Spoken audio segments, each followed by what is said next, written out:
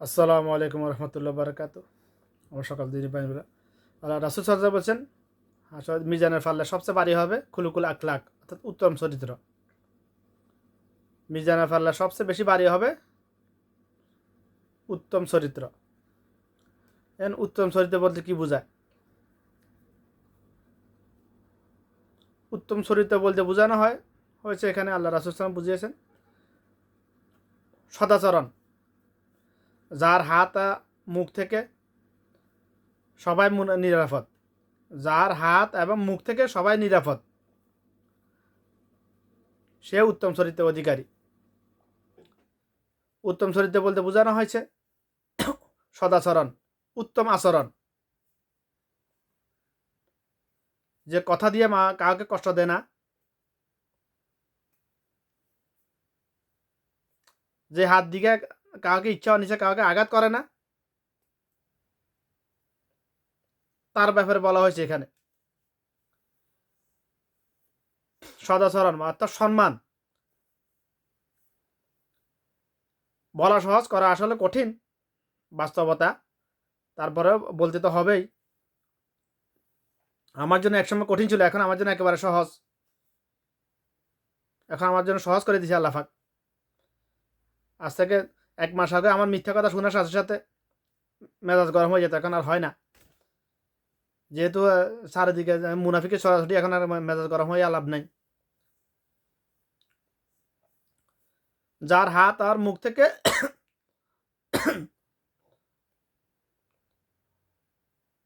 অপর আদম সন্তান নিরাপদ নয়, সে কখনো মুমিন হতে পারে না।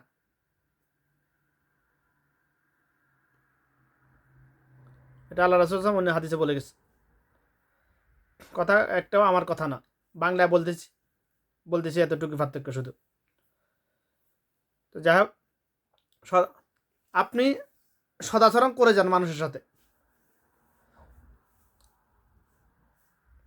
করা কঠিন হলেও চেষ্টা করে যাইতে হবে আমাদেরকে। সবাই আমার উপর জুলুম করেছে, আমার উপর মানসিকভাবে অত্যাচার করেছে, আমাকে হাত দিয়ে আঘাত করেছে, আমাকে মুখ দিয়ে আঘাত করেছে, জবান দিয়ে কথা দিয়ে আমার সম্পদ আত্মসাৎ করেছে, আমি কিভাবে সদাচরণ করব? কঠিন, কঠিন। কিন্তু যদি আল্লাহ বিনা আখিরাতে কথা চিন্তা করেন, তাহলে সহজ হয়ে যাবে ইনশাআল্লাহ। আমাকে গালি দিয়েছে, আমি কেন গালি দেব না? আমার কি মুখ নাই? কঠিন। যদি আখিরাতে বিনিময় পাইতে চান, যদি আল্লাহর কাছ থেকে হাসানা পেতে চান ইনশাআল্লাহ, তাহলে সহজ হয়ে যাবে। যে আমার আখিরাত দরকার। আফসোসের বিষয়, আমরা আখিরাতের কথা বলতে গেলে তো মানুষ এখন মারার জন্য উঠে পড়ে লাগে। দুনিয়ার লাভের কথা বলতে বলেন, আপনার প্রত্যেকটা কথার উপর আমল করবে। আর আখিরাতের লাভের কথা বলেন, প্রতিবাদ করা শুরু করবে। যদি বলেন চুরি ডাকাতি করবি না, দুর্নীতি চাঁদাবাজি সিন্ডিকেট করবি না, তখন দেখবেন আপনার চারিদিকে শত্রু লেগে থাকবে, সবসময় লেগে থাকবে। এগুলো করার জন্য নিষেধ কেন করা হয়েছে? আখিরাতের লাভের জন্য। যারা এগুলো করার জন্য নিষেধ করে, তারা কেন বলে? আখিরাতের লাভের জন্য।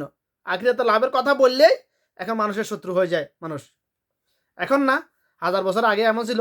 আল্লাহ রাসূল সাল্লাল্লাহু আলাইহি ওয়াসাল্লাম কি দুনিয়াবি দাওয়াত দিয়েছেন, না আখিরাতের জন্য দাওয়াত দিয়েছেন? আখিরাতের লাভের জন্য সবসময়, বেশিরভাগ ক্ষেত্রে। দুনিয়াও শিখিয়ে গেছেন। দুনিয়াতে রিজিকের জন্য কাজ করতে হবে। কতদিন একজন মানুষ কতদিন দুনিয়াতে বেঁচে থাকবে এটা তো জানে না।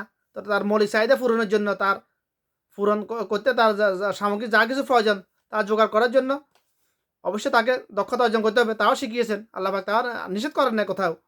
আল্লাহ পাক সালাতের নির্দেশ দেওয়ার পরে বলছেন, সালাত আকিমুস সালাত, সালাত কায়েম করো, অতঃপর জমিনে ছড়িয়ে পড়ো।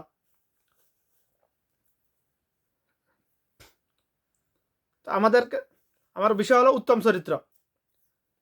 আপনি যত বেশি উত্তম সদাচরণ করবেন সবার সাথে, ছোট বড় সবার সাথে, শত্রু মিত্র সবার সাথে, তার থেকে কয়েক গুণ বেশি আপনি ফেরত পাবেন সদাচরণ ইনশাআল্লাহ।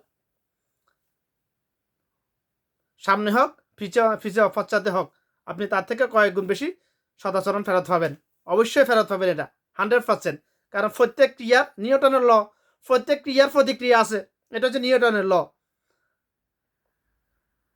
আর আমি বলতেছি আপনি যা একজন আদম সন্তান যা কিছু করুক না কেন, ভালো হোক খারাপ হোক, তার বিনিময়ে সে আখিরাতে তো ভোগ করবে করবে, দুনিয়াতে তো সে ভোগ করবে, ভোগ করবে। প্রমাণ, আপনি দেওয়ালে একটা টেনিস বল ছুটে মারুন, ওটা আপনার দিকে আসবে। আস্তে মারুন, আপনার একটু জোরে মারুন, আপনার দিকে আসবে। যদি আপনি স্পিড কন্ট্রোলের বাইরে নিক্ষেপ করুন, তাহলে আপনি ওটা আর ক্যাচ করে করতে পারবেন না। তখন আপনার শরীরে যে কোনো জায়গায় ওটা আঘাত করবে, অর্থাৎ ওটা আপনার দিকে ছুটে আসবে। দেওয়ালে একটা টেনিস বল নিক্ষেপ করলে ওটা যে নিক্ষেপ করে তার দিকে ফেরত আসে। অর্থাৎ এবার আপনি যে কোনো কাজ, আপনি সদ আচরণ করুন, অসৎ আচরণ করুন, আপনি যাই করবেন ওটার প্রতিক্রিয়া আপনার দিকে ফেরত আসবেই আসবে। বিন্দুমাত্র কোনো সন্দেহ নাই এখানে। বুঝে আসলেও আসবে এটা, আপনার বুঝে না আসলে এটা আসবে, আসবে। আপনি দান সৎকার করলেন বিনিময় আল্লাহর কাছে পাওয়ার আশায়, কি হলো, লোক দেখানো, মানুষকে দেখানোর জন্য যেটাই করুন, মানুষকে দেখানোর জন্য। কেন কারা দান সৎকার করে? যারা নির্বাচিত হবে, নির্বাচনে দাঁড়াবে, বিভিন্ন সামাজিক বিভিন্ন সংগঠনে পদের জন্য, পদের লোভ লালসা আছে, তারা লোক দেখানো কাজ করে। আর যারা বিনিময় আল্লাহর কাছ থেকে পাওয়ার আশা, মানুষকে যেহেতু কান দিছে, আল্লাহ পাক শুনবে, চোখ দিছে, দেখবে, এটা তো স্বাভাবিক। কিন্তু নিয়ত করতে হবে কলবে, এই আল্লাহ আমি যা করতেছি মানুষ যে দেখবে আমার কিছু যা আসে না, মানুষ দেখবে, বলবে, শুনবে, আমি বিনিময়ে তোমার কাছ থেকে পাওয়ার আশায় আমি করতেছি এই কাজটা। আগে নিয়তটা সহিযুদ্ধ করতে হবে। ইন্নামাল আমাল বিনিয়াত। আমার প্রসঙ্গ বিয়ে নিয়ত নিয়ে নয়, প্রসঙ্গ হলো সদাচরণ। আপনি সদাচরণ করতে থাকুন, করে যান। আপনার আপনার সাথে যত অসৎ আচরণ করুন না কেন, কষ্ট কন্ট্রোল করা কষ্ট হবেই, তবে কন্ট্রোল করতে পারলেই তো আপনি কামিয়াব দুনিয়া আখিরাতে। প্রত্যেক অ্যাকশনের রিয়াকশন আছে। আপনার সাথে যত অসাধারণ আচরণ করুক না কেন, আপনি যদি তার সাথে সদাচরণ করেন, সে একসময় ক্ষান্ত হয়ে যাবে, থেমে যাবে, বলবে কি রে, আমি এরে এত কিছু বলতেছি, এত সিলেজির গালাজিতে কিচ্ছু বলতেছে না, আর বলে লাভ কি, বলবে না সে। যেমন মনে করেন, আমি কোনো দলের কথা বলতেছি না, কোনো দলকে ছোটো করার জন্য। মনে করেন আওয়ামী লীগ 16 বছর শাসন করে গেছে বাংলাদেশ।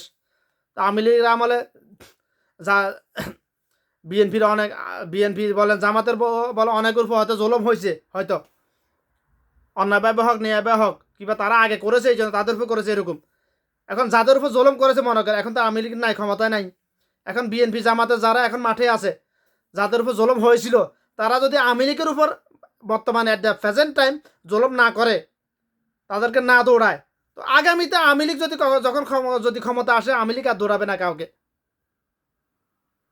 দৌড়াবে না। কারণ প্রত্যেক ক্রিয়ার প্রতিক্রিয়া আছে। আপনি যদি প্রতিক্রিয়া করেন, ওটা প্রতিক্রিয়া পাবেন। আপনি যদি কোনো ক্রিয়াই না করেন, কাজ না করেন, ওটা প্রতিক্রিয়া আসবে না আপনার ফেরত, আপনার কাছে। আপনি যদি কোনো ভালো কাজ করেন, ওটা ফলাফল আপনি পাবেন। যদি কোনো খারাপ কাজ করেন, আপনি ওটা ফলাফল পাবেন। আপনি কোনো খারাপ কাজ করলেন না, ভালো কাজ করে গেলেন, তো আপনি ওটার রেজাল্ট আপনার অবশ্যই ভালো হবে। কারণ আল্লাহ পাক বলছে, আমি কখনো বান্দার উপর জুলুম করি না। বান্দা নিজের উপর নিজে কৃতকর্মের দ্বারা জুলুম করে। এখন কোনো এক সময় বিএনপির ওরা, জামাতের ওরা, আওয়ামী লীগকে এরা দৌড়াইছে, ইয়া করছে, এই জন্য ওরা দৌড়াইছে। তো এখন অ্যাট দ্য প্রেজেন্ট টাইম আপনারা কাউকে দৌড়াইয়েন না। তো আগামীতে আওয়ামী লীগ তো আর ইন্ডিয়া থেকে আসে নাই, পাকিস্তান থেকে আসে নাই। যারা আওয়ামী লীগ করে, তো তারা তো ক্ষমতা আসবে ইনশাল্লাহ, আন্তর্জাতিক স্বীকৃতিপ্রাপ্ত দল যেহেতু। তো আপনারা এবার তাদেরকে দৌড়াইয়েন না, হয়রানি করিয়েন না, তারা আগামীতে আপনাদেরকে আর হয়রানি করবে না। এটাই বাস্তব। কথাটা রাজনীতিভাবে নিয়েন না কেউ। আমার রাজনীতি কোনো উদ্দেশ্য হয় না, আমার উদ্দেশ্য হয় না। আমার বাংলাদেশের রাজনীতি বলতে কিছুই না, আসলে রাজনীতি কারবো এটাই জানে না বাংলাদেশের মানুষ। তো কিসের রাজনীতি আবার? রাজনীতি বলতে তো, রাজনীতি করতে তো বাদ দিনে সম্পদ লাগে, নিজের হক হালালি টাকা লাগে রাজনীতি করতে। হক হালালি টাকা কয়জনের কাছে আছে?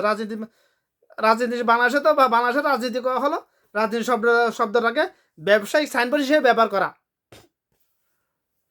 তো যাই হোক, প্রসঙ্গ হলো আমার সদাচরণ। যে সদাচরণ আপনার আপনার জন্য হাসরের মিজানের পাল্লায় বাড়ি করবে, আমলের পাল্লা নেকির পাল্লা বাড়ি করে দিবে। সদাচরণ মানেই তো হলো সুন্নাহ মোতাবেক কথা বলা। সুন্নাহ মোতাবেক আপনি যাই কিছু করবেন ওটাই তো আমল। আপনি মানুষের সাথে মিষ্টি নরম সুরে হাসি মুখে কথা বলুন, সুন্নাহ। মুস্কি হেসে হেসে কথা বলা সুন্নাহ, আল্লাহ রাসূল সাল্লাল্লাহু আলাইহি ওয়াসাল্লামের সুন্নাহ।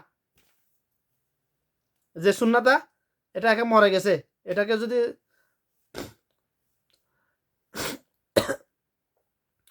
যাই হোক, যেটা বলেছিলাম সর্বদা চেষ্টা করবেন ইনশাআল্লাহ, কষ্ট হোক হলেও মানুষের সাথে সদাচরণ করার। ক্রিয়া যেহেতু আছে, প্রতিক্রিয়াও থাকবে, প্রত্যেক ক্রিয়ার প্রতিক্রিয়া থাকবেই, প্রত্যেক অ্যাকশনের রিয়েকশন থাকবে। অ্যাকশন যতই করুক রিয়েকশন করবেন না, তা অতপর দেখবেন এক সময় আপনার সাথে আর কেউ অ্যাকশন করবে না, আপনার দিকে আর কোনো অ্যাকশন ফিরে আসবে না যদি আপনি রিয়াকশন না করেন। আল্লাহ পাক কথাগুলো আমাকে এমন সবাইকে